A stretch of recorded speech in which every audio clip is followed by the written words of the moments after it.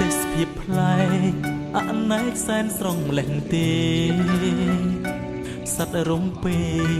អារេតាមចិត្តសបាយជាសុខស្រាយបាំងសីបាំងសាខ្ញៀវខ្ញាវេហាខ្ពងឆ្ងាយចិត្តរីករាយគ្មានខ្វល់ខ្វាយរសាយពីទុកព្រួយភ័យសូរំប្រគំតន្ត្រីធម្មជាតិ